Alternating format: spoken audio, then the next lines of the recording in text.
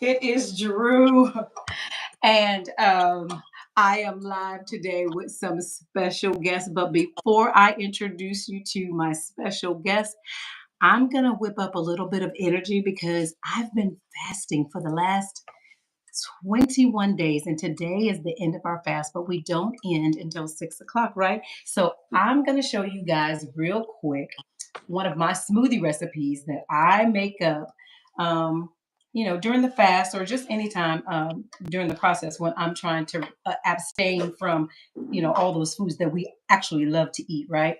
And so I am just going to start mine off with some strawberries. Yep, I like some strawberries. This is mine, so I'm just going to pop those down into my blender. I am going to go ahead and add a little bit of milk because that's what I'm putting in mine today. And then I'm going to add some bananas. Yep, I need a little bit of sweet because some natural sugar. Because today I'm going to need all of my energy for these guests because they are some wild guys and I love it. And then instead of spinach, I'm just going to use a little bit of arugula, right? This is so powerful and so potent. So I'm going to add a little bit of that. And then last but not least, I'm going to add a little bit of this coconut water. And then you guys are going to hear my blending noise and I'm going to make this up. And Want that? I know, right? It's something good and quick that we can partake of right before we're getting off the fast. And let me just say, when you guys are getting off the fast, I know our flesh wants to go back and eat all the things that we were eating. But today, I would say take it slow, take it easy. Get a couple of oranges and suckle those oranges, or just have another smoothie so that you guys can end the fast strong. It's been amazing. I can't wait to watch Grace Church so that I can be released today. But cheers to Marshall How does and that smoothie cheers to taste? Steve when he gets on.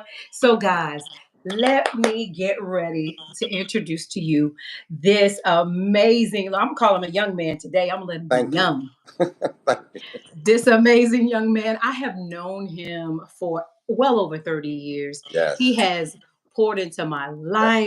life. His family has poured into my life. His wife pours into my life. I love them unconditionally. And when I tell you he is just a man after God's own heart, he is a good guy. He's so humble. Oh, This is Perkins. nobody but Mike McCoy. See, I Perkins. don't even call him that. His name is You don't call me. Marshall Oh, McCoy. that's right. But this is Mike McCoy. And I'm like, Hey, Perkins. I love to be greeted. My dear sister. You know I love you. I wouldn't do this for anybody but you. I don't think I would, but you know I love Can you turn me you. up? You're amazing. I appreciate you having me on your show. Listen, everybody. Yes, I'm gonna Marshall. take over her show. I'm gonna take over her show. I know This you woman are. right here is an amazing woman. Amazing woman. I remember some 30 plus years ago when Okay, she Mike. set up. So it really Okay, okay. wasn't 30 All right. something years Let me ago. It stop. was Okay, just, I'm not going to take over your show. it's Go ahead. about 10. It was only Uh, about 10. 10 years? Okay, whatever. Okay, okay. Maybe 10 years ago. But you know, the scripture that says, write the vision and make it plain. She wrote her vision. And her I vision. did. And the Lord told me to tell you about it, right? And I don't know why Yes, he wanted me to tell it. I told you, Kathy, yes, and Tiffany. yes, yes. And do you remember your response? What was my It was that right there. You laughed at me so hard. And Kathy and Tiffany came to my rescue. They was like, okay, you laughing. And Drew, and we're gonna be working for Drew. But you know But I believe in you, girl. You know that, right? You already know yes, Marshall. I know. So let's get right into it. that. So, Mike, so here again, I have sang with Mike McCoy probably since, I don't know, I was in my 20s. I actually met Minister McCoy at Macedonia because he was the minister of music there. And I met him there. You And met me prior to that. Prior to that, when Kenny Taylor was there. oh, 'Cause oh, that's right. Yeah, because That is correct. our choirs when I was at Union Temple Choir Yes, used to that is fellowship. correct. We used to fellowship together. We did, and we used to have concerts that would just Yes. lay you out. Yeah. They were so good. They were so good. But that was something that was always in me. Like since I was a kid, I was always in a choir, And she could sing too, always y'all. yeah, singing with. But you know what? The funny part is that I'm most comfortable singing background because I That's think I'd good. be performing in background. When I'm background singing, I'm performing my own self. Yeah, but you still are able to sing solo because you did sing a solo. I am, but I didn't come up singing. I came up directing the choir. No So I wonder was a choir director. So by the time I got to Macedonia, and we had such a dynamic director, Dennis. yeah, Dennis, absolutely. Right. I didn't Absolutely. get I didn't get to do a lot of Yeah. directing, and then I fell into singing because I wasn't directing at that time. But yeah, it was some good stuff. So Marshall, I'm going to get into a couple of questions that we this session, just knowing more about Mike McCoy and Voices United and how they can support and follow you. I want to say hey to all the Voices United group members that are on today. I know they're watching. Well, I you're still love a you member, though. You guys. know that, right? Huh? You're still a member, right? Yeah. Oh, no, you need to know that I'm still a member. Like me and Marcella be like, we got to die out the group. You can't put us out the group. That's not how it happens. But just some quick questions. Wanted to know, kind of your origin story about, how did you get into music, and was it something that you were birthed into, or is it something that you kind of somebody cultivated in you? How did you become Minister Mike McCoy? Yeah, I was birthed in music. I remember being a young kid, probably around 6 or 7 years old. My mother bought me this little keyboard. I mean, it was probably no more than 12 inches. It was a small keyboard, and I was just on there banging on it, banging on it, banging on it. And probably when I reached the age of maybe 10, it started making sense. Wow. And some of that I think is because, I mean, I grew up in a Pentecostal church, and I think that had a lot to do with it too, as well, because it's music all around. However, even though I grew up in a Pentecostal church, um, I was I was Baptist, I was United Methodist, Right. I was everything, AME, CME. So that, Right. that all played a part. And back then, we used to fellowship choirs from different churches. We used to We fellowship. did. So I just think being around that atmosphere, being around that environment, helped cultivate music. I mean, I know that's what cultivated it in my kids because Yeah, because I sang in Voices yeah, United and sang at the church. yeah, Brandon literally leaped out of my stomach, yeah, beating on stuff, and yeah. so He you know, did. I remember. yeah, I know, right? And he would beat on everything. And then when Nick came behind him, Nick was it was a gift to Brandon, but Nick was like trying to tell Brandon he could do anything he could do. So Yeah, he just yeah, naturally started playing as yeah, well. And so yeah. yeah, I love that Miss Odessa, introduced something to you, and that became something that God would use, Yeah, she really, in your life. she really did. My mom played a major part. My mom, as when I got older, um, my mom gave up a lot of her Saturdays Yep. so my brother and I could be in musical, programs like the DC Youth Orchestra. We was in a drum corps, so a lot of her sacrifice paid off today because she sacrificed her own time so Yes. that we could be developed in the gift that God gave us. So I owe a lot to my mom. So I really appreciate. Yes, yes, yes, yes. I love her. And Miss Odessa, if you watching, I'm sending all my hugs and kisses I to you. told her that I was going to be on your show, so she made. Very good. I hope Very she got good. on. So I'm gonna dig a little deeper, Okay. Marshall. Um, so I know that ministers of music, you guys pour into so many people. You sometimes go unnoticed, and sometimes your hard work is not. seen or revealed. But I know, because I've been behind the scenes and Yeah. I've seen your sacrifice, not only the sacrifice that you make with Voices United, but every choir you come in contact with, you Yeah. are a pourer of. And I just wanted to be able to give you, both you and Stephen, your flowers, because we do recognize that, you know, being a minister of music means that you have to be on one accord with the Lord for yourself. Yeah. Then you have to be on one accord with bishop or pastor or the leaders of the church, Yeah. because you want to make sure that the worship and the music and the sound Yeah. is the sound that the house is making. Yeah. How have you, maneuvered in these areas? And I think it probably makes you who you are, with your humility. But how has it been, being the minister of music to the church, and really growing and discipling people through music? It can be challenging because sometimes uh, you're not appreciated sometimes. Hmm. Um, I think there are a couple of things. I think you have to know that this is what you have been called to do. For sure. It doesn't really matter what field you're in. You have to understand your calling. There's there's a scripture that says, um, "Many are called, but Hmm. few are chosen," and I use that a lot because you can be called, but there are very few that are chosen. When you are chosen to do this, hear me Yep. out. When you are chosen to do this, it doesn't really matter if you get the accolades from whomever. It doesn't matter um, if you don't feel appreciated. If you are chosen to do it, you may get hurt, but you're going to bounce right back because this is something that you know that you have been chosen to do by God, and our reward ultimately. Comes Our from reward comes from God. Ultimately, our reward comes. As long as He is pleased, it really doesn't matter what other people think or what other people say. As long as I know I've done this to the glory of God and He is pleased with the outcome of what was done, then my accolade comes from Him.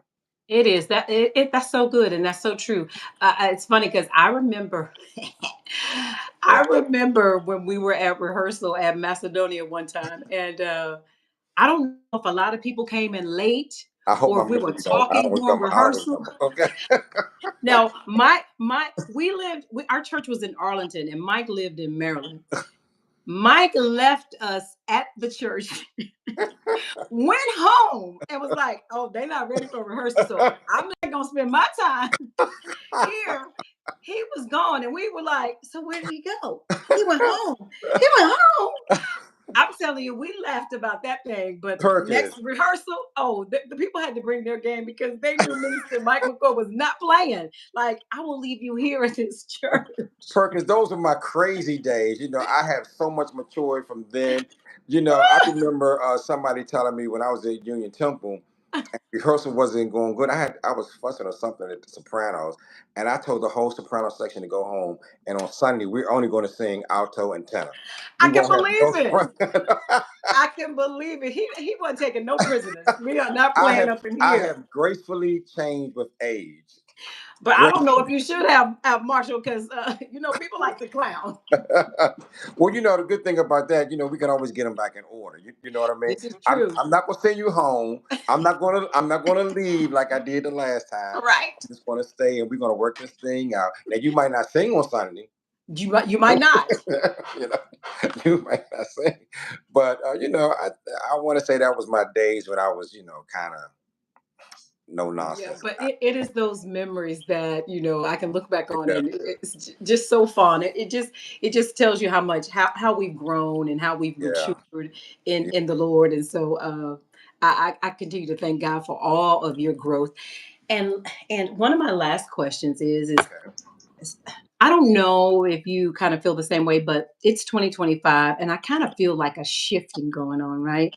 I Mhm. feel like there's a shifting happening in the church, but I also feel like there's a shifting happening in the music in the church. And so I want to get your thoughts on where you think we're falling back to, or where do you think we're going, futuristic? Because I feel Yeah, like we're falling back into choirs, or I feel yeah, like we're falling back we into, are. real God, I won't say Yeah, real gospel music because I love right, the worship music, but right, gospel music, just right. things that, I think the choirs brought more people together. True. Um, and but the cool thing I forgot to tell y'all, Mike is the minister. The minister, Michael. What's your title at Glenarden? Assistant Minister of Music at Glenarden. Yes, and so he has every choir, every praise team that you could possibly think It's of a lot.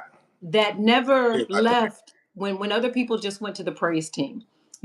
Glenarden continued to have their choirs, the male Yeah, chorus, the yeah. the adult chorus, the young adult chorus. And so you guys have kept your choirs. And so yeah, just tell me about, where if you feel the shifting, and if that if my, shifting feels like that's what the Lord is saying. I do believe that there is a shifting, and when you look at the African American church, our historic um, upbringing has always been choirs. Hmm.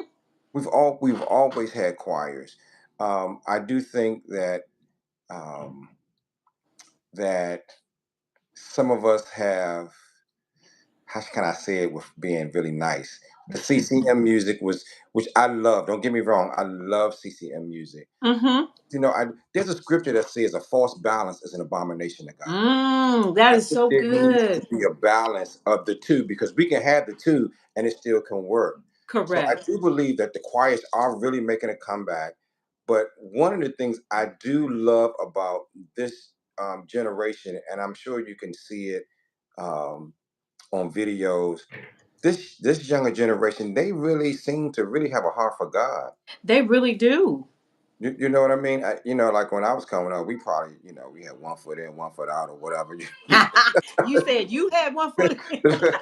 I did, and I'm that's the saved, truth. saved, Marshall. I'm not gonna lie, that is the truth. I did, but I do think the shift is a good shift. I don't necessarily think it's a bad shift. You know, um, when you take your family portrait, Hmm. you take your family picture, you see this person in your family, you see this person in your family, you see this person in your family, and it's your family portrait. What I see now is happening is the family of God portrait is starting to look somewhat the same. Does that Wow. make sense what I'm saying? Yes. So when I take my family portrait in Christianity, it should resemble my family portrait. And I Yes. think the shift now is, you know, if you go to a Baptist church, you almost can't tell if it's a Baptist church or a Pentecostal church, or you know what I mean, or even some Catholic churches or CME churches. Uh-huh.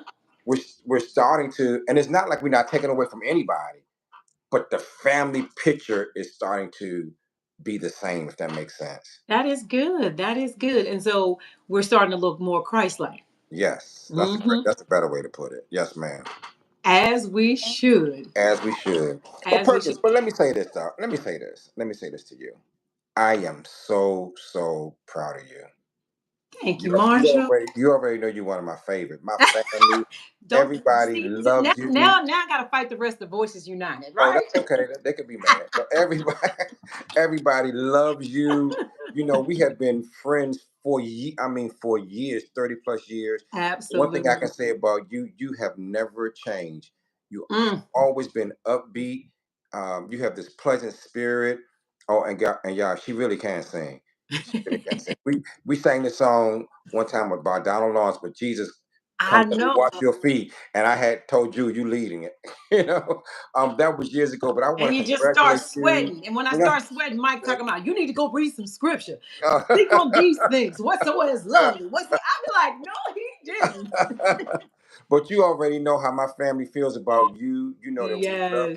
we love you and your entire family. I remember when your children were babies. I mean, like babies. We Hmm. had a lot of fellowship times together. And y'all, let me say this. This was years ago when Voices United, we used to have Christmas fellowship over different members' houses. And this particular time we was going to Drew house. Now Drew lived in Stafford, Virginia. Majority of the group members lived in Maryland. And for Drew, she used to come to rehearsal from Stafford, Virginia. So when we went out there, we was like, where we going in there? Did I lose you, Drew? I'm still here. Okay. I said, we going in the boondocks. We going, my goodness. But let me tell you something. When we got out there, that Drew Perkins can cook her. I mean, that food was so delicious. and the hospitality was just second to none. So we love you, Drew. You know, I Voice love you United guys. love you, and you know the McCoy family. We adore you. Oh, I adore you guys too. We adore you. You mean so much to us. You really do, Drew. Same thing here. I love you guys so much. I so appreciate you popping on today because when you pop off, Steven is gonna pop on, and Okay, I wanted to have you guys both at the same time, but technology it said no. that's okay. That's all right. You know, sometimes technology But can't. I love the fact that I got to talk to you strictly by myself and just one on one, Who so cares that about Stephen Hurd? Don't nobody care nothing about no Stephen Hurd. Don't nobody. Steve, if you hear any of this, don't pay attention to what You know, Marshall that's is. my You might man. be I just love Stephen jealous. Hurd. I love Stephen Hurd. You know, I call him the king of praise and worship. So I really, that's my man. We got many That more he years together. is.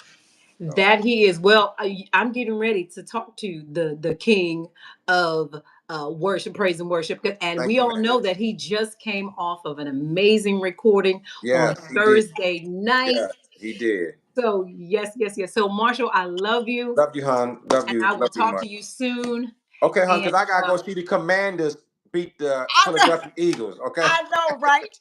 All right, hon. We'll talk. All right. Okay, love All you, right. dear. Bye bye. Love you, hon. Bye bye. Bye.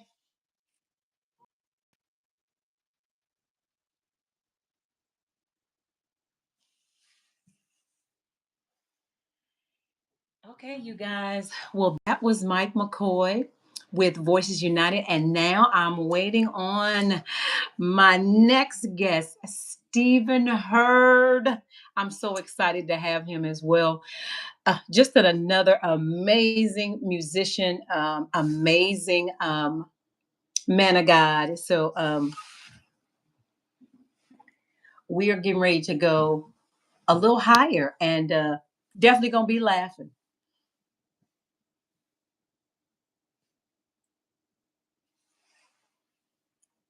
Did you guys miss what I made? Yes, I made this amazing smoothie. So while I'm waiting for Stephen to pop on, I made this amazing smoothie with arugula. Let me see. Mm,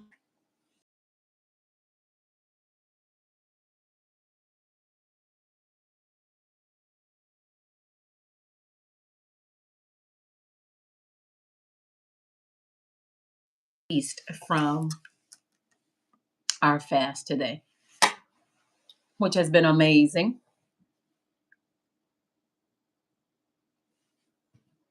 Amazing, amazing, amazing.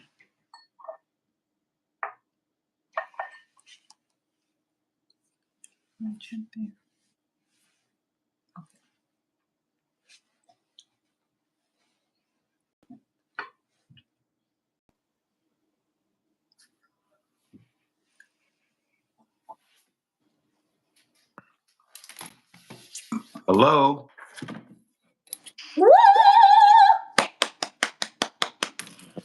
Look at you, look at you, look at you. What's going on? Hi, Stephen Hurd. Hi, Lady Drew of the Drew family. Look, I just had on Mike McCoy, and you get to beat his dust. That's so I good. told him not to be jealous because I was going, from him to you. So he said he loves Stephen Hurd and he wasn't going to deny you any of the love that That's I that's had to give to you today. that's my dude. That's my So dude. I am. Let me just tell the audience who I have with me today. This is none other than this amazing Reverend Doctor Minister Stephen. Mike said I can call you the King of Worship. N- That's Mike calls me that. Nobody else does. I'm going to use his words today. I'm going to call you the King of Worship. And as long as I have ever known you, and that's been over 25 years, I know Yeah, it's you been. have always led us into worship. It's so cool. Yes, you have always. I mean, just it didn't matter where we were. Now you also led us into cutting up too. So Right, right, right. I think it was a good balance between all Guaranteed those things. foolishness. Yes, but I just remember, so much. I mean, even I mean, just all of your recordings. I remember being there and Lead Me to the Rock and I mean, there's just so many of my favorites that I love to hear you minister and to go into worship. And it's funny because when I'm going through some stuff and I need some music, it is easy to pick up a Stephen Hurd or a Mike McCoy because it's kind of been intertwined into my heart Yeah, from being around you guys so much, and so yeah. I love that I have that pool that I can That's go excellent. That's so to good. pull your music and all that good stuff. But I'm going to chat with you about some things that I talked to Mike about. And first of all, the first thing I want to know is that, how did you become Minister Reverend Dr. Stephen Hurd? Like, what is your origin? What is your story? How did this all begin? Oh wow. So music has always been the thread fiber of my life, even as a kid. Um, I started music ministry as coming out of high school. I graduated from high school. I got a job offer as minister of music at a little Methodist church in my hometown, Brandywine, Maryland, Hmm. and I was there for We sang 10. at that church. Yeah, and it was 10 years, Gibbons United Methodist Church. I was there for 10 years, and it really was for me the master class for my ministry where I am Mm, today, because it taught me just a lot as a musician, a lot as a leader, and it really was the bedrock where I learned worship because at one point the church was suffering in our worship services. They were just really, mm. really not good. And I told the pastor that we needed to teach the congregation worship. And he told me to do what I need to do. And I started making myself a student and going to classes and conferences and seminars and bringing back information to my church and implementing it and really seeking God for like, okay, is this going to work at my church? Is this going to work? People going to be, it just really began to, it, it transformed the church ministry so drastically, and Yes. so rapidly, that the ministry became something that was just unknown. Before there was mega churches, we were mega church, and God showed Himself. He taught us so many amazing things in the process, and it was really, really, really, really good. And so 3 years after that, I went to a AME church and where I taught the congregation worship, and that was 96 to 99. And 99 to 2000, I consulted in a church in New Jersey. Yes. And in 2001, I got hired at First Baptist Church of Glenarden. I was serving as the assistant minister of music to my minister of music, Mother Shirley M.K. Berkeley. Mm-hmm. And I've been there for this year makes 24 years. Ooh, Um, of ministry. yeah, That's amazing. yeah, yeah, and Mhm. and in total, this is my 39th year in music ministry for the local church. So I'm really, really, really, Amen. really stupid grateful, very honored, that the Lord would give me grace like He's given me. Yes, and I want to say to you what I said to Mike. A lot of times being the minister of music can go unappreciated, not unnoticed, but unappreciated. I Yeah, don't think that people really realize how much you pour in to your work. Not absolutely. only are you guys, responsible for your own growth and being on one accord with the Lord, but you have to manage being on one accord with bishop and pastor and leaders of the church, and then you're pouring into people, and then you're doing your own writing, and then you're learning the music, and then you're teaching the music, and it is so much that goes into that. And I just want to say that I know I appreciate all of the times that I've been in your presence and been ushered into the presence of the Lord by your hard work and your commitment to what God has called you to do. So I'm giving you your flowers, Stephen Hurd. That's so Thank you, cool. thank you, thank you.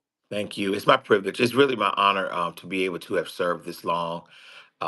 It's being a minister of music, if it's done correctly, you really are functioning as like an assistant pastor because Yes, you're dealing with so many lives, so many issues, so many yes. concerns. You're building people, you're developing people, and you're still responsible to hear God and to deliver the message that people need to hear. So it's a calling that I'm just really grateful that He's entrusted me to. to hold. And I am too. I can't even think of another worthy soldier who is out here hammering it out like you and Mike. And I really do appreciate that. And the other thing that I talked to Mike about was I was telling him that, in the church right now, it's 2025, and I felt like I was feeling a shifting of something begin to happen in the music ministry. And I felt like that it was either a fallback to something or a launch into something. And I think it's a little bit of both because I feel like we're almost kind of transitioning from a lot of the worship music back into what our choirs would have brought to the atmosphere. And I know that you're at Glenarden and you guys never stopped having choirs, and I love it. Hmm. But there's a lot of churches that went solely just to their praise and worship teams. Can you Well, give? during the pandemic, that a lot of people did that during the pandemic because they had Mhm. to. Yes.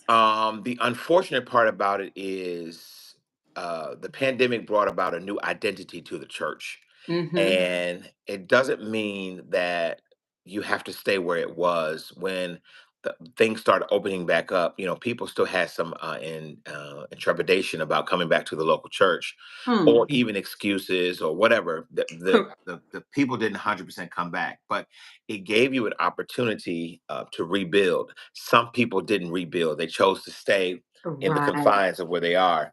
I believe, and this is me, I believe that it's important for a church to have a choir, because um, it sings of the majesty, the authority of Jesus Christ. I can't speak about predominantly white churches, but a predominantly black church, they want to participate in their church. I was having this Yes, yes, conversation yes. with I mean, the choir was where I was telling Mike, the choir is where I really got my. We did so much in the choir. The choir, just singing in the choir, it gave you, some family. identity. Yeah, Mhm. it gave me my confidence to say, oh, can I do this? Can I do that? It gave us stability. It gave us discipline. Mhm. Just even growing up in the choir, I mean, it is just another way of, really kind of helping to keep your way while you're on, your journey. And I love being a part of the choir. Yeah, it teaches. Well, it creates family. Hmm. It also gives you a place where you develop your Christian walk. Because if a choir is done right, it's more than just a musical aggregation. It really becomes a place where you learn the heart of God and you learn what ministry and discipleship looks like. Um, Yes. and that's something that is very important. And so I don't know if it's a resurgence or I don't know if it's a thrusting, but it definitely is something that needs to happen because so many churches see, I believe you don't have to have one or the other. I believe you can have both ands. Yeah, it's a good And so balance. many churches are making the choice to have one One or or the the other. Mhm. And it's, to me, it's doing a disservice to our churches. It's doing a disservice to the gospel of Jesus Christ because patternistically they're modeling their churches after predominantly white churches. And worship is best experienced in the familiarity of your identity. Love that. It is best experience. I can't. The way predominantly white people, live and grow up and worship, that's a culture. I can't identify with that culture. I can appreciate the culture. I can't Hmm. identify with it. And sometimes I think we think as people of color, if it's white, it's right, and so we begin to engage with it and make it a part of the must have. And Gotcha. I don't think that's I don't think that's what we're supposed to be doing. That's just me. It's funny. I've never thought about it in that aspect because we gonna beat them tamarines and we're gonna do the clap down and all of those things while we're in service on a Sunday morning. But speaking of that and talking about that, how does that come into play when you are a multicultural church and you have black backgrounds and other ethnic other people in that mix? Isn't there is there not a joining of that you can experience both? See, I'm very leery about the term multicultural. Uh-huh. because most churches that are called multicultural aren't really multiculturals. They They have are, majority of us of a of yeah, they're white churches with white pastors with a few specks of color. Um, then there are churches that are really multicultural, that does have a very strong balance of every race, or a large contingency of different races. Um, I don't think you have to be a multicultural church to make happen a multicultural experience. I got Because you. what I do know is that in every, um, in Glenarden, we're not a multicultural church. We have white people there. We have Latinos and Asian people there, but we're really a Black Baptist church. But Mhm. we really, really have uh, taken pride in being able to, um, let me say it this way. I believe that when you give a bouquet of flowers, you can give all roses or you can mix them up. And I think the Mhm. flowers that are mixed up smell better and they last longer. And so Yeah. I think that the bouquet needs to be, and I say that because in our congregations are people who have different taste buds for worship experiences. And as ministers of music and people of worship, our responsibility is to find a way to thread those Mhm. communities together to make Mhm. one sound to emulate what heaven should look like. That is so good. So good. So good. So good. So, Stephen Hurd, let's talk about what happened Thursday night. Ah, your recording. Tell us about it.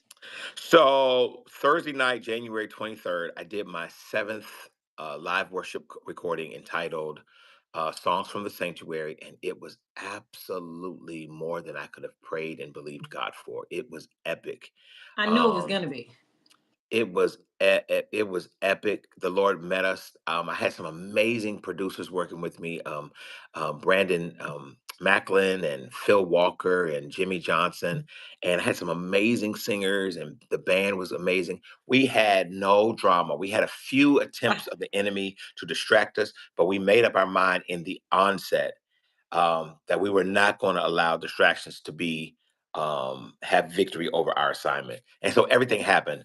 My car got bumped in the front. My vocal producer got the flu 2 days before the session. My producer, his wife had an accident the day of the session. It Oh, kept my it goodness. kept being stuff. But man, when I tell you, the Lord just came through and just really moved. I he love he it. moved, and he moved big, and he was strong, and it was free flowing. It wasn't a chore. The whole journey, out of all the sessions I've ever done, this was the easiest session for me. Mm. Most expensive session because things have ex- Ja- yeah, but yes, it was they the cost all easiest. the coins these days. All of them, and the crazy part about it is I had a myriad of relationships that gave me great rates for the stuff I was doing. It still was expensive. Yes, yes, I can imagine. I mean, that's the same thing with design right now. A sofa is $4,000, and I just don't know why people. Right. Oh, So yeah, Jesus. it does not matter what genre you're in. But I am so excited that you had such an amazing recording. And tell me what's new. What's new for you? Where do you go after this amazing recording? And how can we support you? Like what can we do? I want did you record it? Like Yeah, visually. we recorded. We did a live recording. We did live video recording. Um, People can help the ministry by, because it really is self supporting, self sufficient ministry. So they can Uh-huh. help us by going to Compassion for Christ, and I'll send you a link, and consider supporting a charity for a child that is poverty stricken. Oh yes. And they can choose a child anywhere in the world. I'll give you a link so it's connected to our ministry. They can support us by praying for us, because the reason I did this record now, Drew, is because I think that, what to your point of conversation, I think that music in our sanctuary is becoming so convoluted that Commercialized. it doesn't feel like church anymore. Mhm. It feels like the Grammys, or it feels like the Emmys. And I Mm. think that it doesn't have you don't have to emulate the mainstream to get Mhm. the results of the mainstream. I'm glad you said that because um, I've been kind of going through some of the same thought process and just nudging from the Lord, with what I'm doing with Serve Family Style with the hotel. He was like, this journey is different. You're not going to Yeah. have to do those things that mainstream is doing for me to elevate you to where I need to get you. And so, understanding that I had to take a step back and be like, oh, okay, I'm doing what? You want me to do what? Mhm. And Mhm. I'm so glad that my heart is turned toward him, that I not only respond, but I listened and I'm Right. obedient to that. And so he's going to honor and bless exactly what you're doing. And so I One of the am things I want to so encourage you, um, Drew, is in this season that we're living in, the in the whole world, the whole scheme of life, whether it's social, whether it's our music, whether it's our family, if we're going to get victory in Jesus, we have to listen to God closely because He is giving us strategies. He's given us yes, strategies, and those strategies are to the letter, and yes. it will always lead you to victory. It always they lead you to a victorious end. I'm excited about it. And that's been my word. What is my strategy, Lord? Where are we going? What are we Yeah, doing? yeah. And my strategy led me right to Stephen Hurd. Ah, So now you know that you are weaved into his strategy. yes, I know this won't be the last time that I get to sit and chat with you. Maybe next time we're gonna be live. I would love Because I'm that. gonna need you to get to Robinson Farms, okay? Yeah. Yeah, I'm gonna need to do that. I need to plan something there, some kind of intensive or retreat or something. Oh my goodness, it would be so good. Yeah, So I'm good. so Our barn, we have a barn, it has such great acoustics. Like you'd be like, where are we singing at? Okay. These acoustics are amazing. So I would love to hear the worship out here. that would be great. Let's talk about that. Yes. That would be really, really, really, really powerful. Yes, yes, Um, yes, we will. And I know Voices is already on this way. I forgot to tell y'all that Stephen is an original OG of come with Voices me. United. We can't get away from Voices even if we try. Right, right, right. We're Or might family. be trying to put us out the group because he can't put me out the group, Steve. He already knows this, right? Right, right, right. That's so good. So thank you so much for coming on, sharing with me today. I so appreciate it. I know that you have a lot going on this evening and you got to go back for worship, but I love you. I love you. I love you. And thank you again. I pray that God continues to pour down Amen. on you all of the blessings. Drew, I'm so proud of you. I want you to continue to win, and I want you to continue to take um, these huge steps. Yes. God is in the strategy. God is in all of the mechanisms that makes it look like, how am I going to do this? If you can afford it, Yes. if you know the plan, you don't need God. Yes. Yeah. So keep Yes, yes, trusting Him. yes. I love it. I love it. Well, goodbye, my friend, and I will see you soon. Look forward to it. Keep doing well. Thank you, sweetie. You do the same. Peace. Bye.